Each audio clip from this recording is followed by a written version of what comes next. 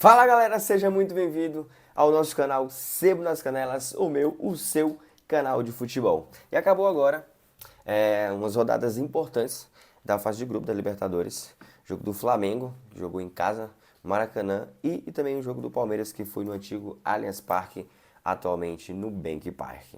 E temos umas considerações importantes a fazer sobre os dois clubes. Tiveram desempenhos bem parecidos. Eu não gostei muito do jogo do Flamengo e nem do jogo do Palmeiras, eu estava assistindo simultâneo. Mas, enfim, o que vale é o resultado. O Flamengo conseguiu ganhar. O Palmeiras, no início do segundo tempo, levou um gol. E, consequentemente, não conseguiu empatar, não conseguiu desenvolver um bom futebol.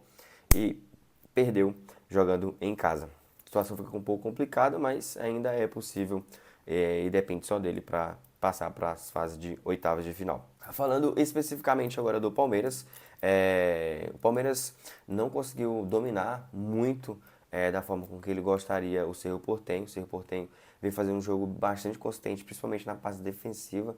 Eles tentavam fazer transições rápidas para finalizar, chegar o gol rápido e finalizar de forma rápida também. Todas as vezes que eles recuavam, eles jogavam em duas linhas ali bem compactas e quando saía uma transição rápida para chegar a finalizar. O Palmeiras, quando tinha a bola, rotacionava muito nas intermediárias ali, tanto deles como do Cerro Porteño. Teve muita bola lá na área, inclusive é uma das virtudes do time do Palmeiras, né? Eles lançam muitas bolas lá para o Flaco, que é um bom cabeceador, um excelente cabeceador, um excelente cabeceador. Tentar escorar essa bola ou pro gol ou para algum colega, um jogador do Palmeiras chegar e finalizar ou colocar eles em condições excelentes de finalização, né? O Palmeiras dominou o jogo, principalmente depois que levou o gol. As ações todas eram dominadas pelo Palmeiras. Foi um jogo bastante trucado. Todos os times que vêm jogar com times aqui do Brasil, para equilibrar, os caras tentam segurar, amarrar o jogo de tudo que é jeito. Seja fazendo falta, seja com cera, segurando a bola, com chutão, jogando lá para frente, tentando segurar a bola lá na frente, fazendo faltas. O time do Palmeiras, se você olhar o gráfico de pressão, principalmente que tem na SofaScore, foi um gráfico de pressão, assim, surreal. Só ver a parte do Palmeiras lá em alta.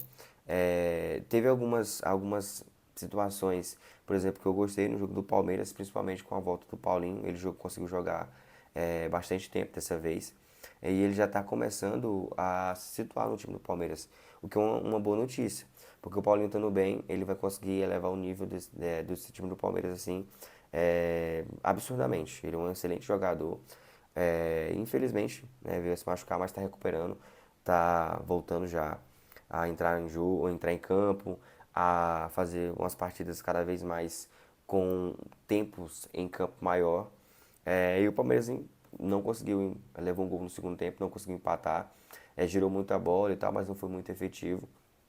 O que falta em relação ao time do Palmeiras, algumas coisas em relação a isso, a efetividade. Os caras não criam muita chance de gol, é muito no abafa. E acabou que não conseguiu chegar ao empate, né? Perdeu, a situação ficou um pouco complicada, porque agora não depende só de si para ficar em primeiro, depende de si para classificar, mas para ficar em primeiro depende de outros resultados. E aí, mas o que vale no final das contas é classificar, né? Se vai ser primeiro ou segundo, isso aí não conta.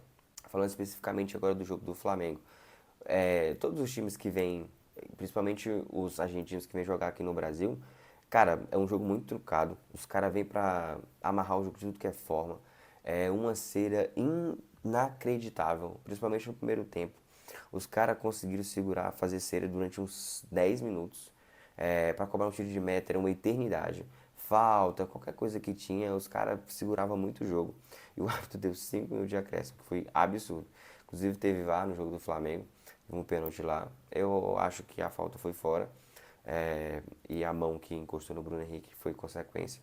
Mas eu acho que não foi pênalti. E o VAR acabou corrigindo isso, né? E o que que acontece? Depois do gol do Flamengo, aí eles começaram a desamarrar mais o jogo, né? Começaram a vir pra cima. A ideia deles era muito clara. Fazer um bloco, dois blocos compactos lá atrás e sair em transição rápida, né?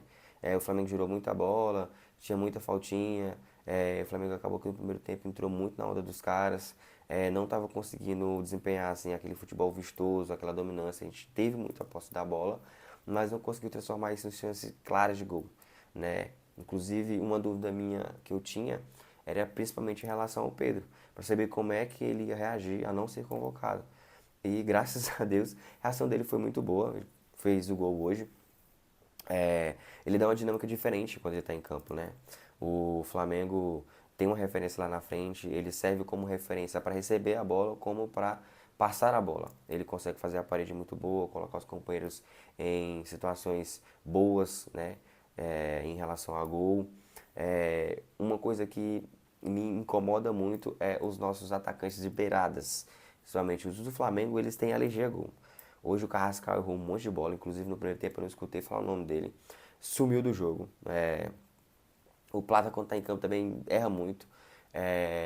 O Samuel Lino, pelo amor de Deus, toda bola que ele pega, quando você acha que ele vai pra frente, ele joga a bola pra trás. Ele pega e joga pra trás. Pelo amor de Deus, me dá uma agonia. Toda vez que eu vejo a bola indo pra ele, eu falo, ele vai jogar pra trás. Ele não vai pra frente, ele não bate, ele não chuta, ele tem medo, alergia a gol. O Luiz Araújo é o que mais chuta, o que mais tem coragem, mas também tá numa má fase que, pelo amor de Deus. Agora, cara, não tem comparação. O Bruno Henrique é muito ídolo. O Bruno Henrique gera. Eu não sei como é que o Bruno Henrique é. Meu Deus, não é possível. O cara tem 500 milhões de anos e ele é reserva desse time. Não pode ser reserva. O Bruno Henrique gera muito mais situação de gol, gera muito mais situação de perigo pro Flamengo. 1 milhão de vezes mais do que todos os atacantes do Flamengo. Todos, pode colocar todos, eles geram, exceto o Pedro. Quando ele tá ali pela ponta esquerda, ele gera mais situação de gol do que todos. E ele é reserva de time, não tem como. Não tem como. Hoje ele entrou na posição dele, não entrou como centroavante, entrou na posição dele. E foi muito mais perigoso que todos os outros atacantes que estão jogando ali. Então, pra mim, no meu time, o Bruno Henrique, além de muito ídolo, é titular. Não tem como. Entendeu? Ele entende, ele veste a camisa, ele briga, ele é embaçado. E o Flamengo agora ficou numa situação muito confortável. Tem os 3 pontos lá do jogo do Independente Medellín, que provavelmente a justiça vai determinar que seja dados ao Flamengo os 3 pontos. O jogo termina em WO, aí é mais 3 pontos e mais 3 gols, né, que entra como saldo. E aí o Flamengo foi numa situação muito confortável. Inclusive no próximo jogo pode até colocar o time reserva, o time alternativo e focar mais no brasileiro, na qual ele é vice-líder. O líder, inclusive, joga agora no sábado contra o próprio Flamengo, disputando a liderança. Mesmo que o Flamengo ganhe, ainda vai ficar com a diferença de 1 ponto. E se o Palmeiras ganhar, aumenta essa diferença. O Flamengo também, na situação da Libertadores, caso, né, os 3 pontos seja dado, como todo mundo acha, espero que seja dado, né? A chance dele passar em primeiro geral da Libertadores, em questão de pontuação, é uma chance muito, muito plausível. E aí o que muda é que o Flamengo vai jogar todos os jogos de eliminatórias em casa, né? Os jogos grandes. E aí é uma vantagem, querendo ou não. Jogar em casa o último jogo é uma vantagem. Não significa que vai ser campeão, que vai passar, mas é uma vantagem. Prefiro jogar em casa o segundo jogo. Praticamente classificado. Ressalvos aqui. Eu já ouvi muitos comentários, inclusive no próprio YouTube, sobre a situação do Mirassol, que ele não ia passar, principalmente quando foi feito o sorteio, que não ia passar, blá blá blá blá blá blá. O Mirassol passou, é o primeiro do grupo e já está nas oitavas. Inclusive, primeiro do que Palmeiras e Flamengo. Tem 12 pontos, num grupo considerado o grupo da morte, dificílimo. Está numa situação complicada no Brasileiro, mas na Libertadores, exemplo. É um exemplo de gestão, um exemplo de futebol, um exemplo de comprometimento. O Mirassol é um exemplo que você não precisa endividar todo o seu clube para você ser eficiente. O Mirassol vem mostrando isso, não só esse ano, mas também como ano passado. Fez uma excelente campanha, deu trabalho para muito time, muito time. Inclusive chegou na Libertadores por méritos próprios. Méritos próprios, uma equipe do interior conseguiu resultados excepcionais, coisas que outras equipes consideradas maiores não chegam, nem conquistam essa vaga na Libertadores há muito tempo. No mais é isso, espero que você tenha gostado aqui do vídeo. Deixa aqui nos comentários o que você achou, comenta alguma coisa sobre relação a quadro, o que vocês gostariam de ver aqui, o que vocês não gostariam de ver. Comenta o que você achou do jogo do Palmeiras, do jogo do Flamengo, ou sobre qualquer outra equipe que você achou como destaque. Beleza? Esse é o canal Sebo nas Canelas, meu nome é Léo Filomeno e até a próxima.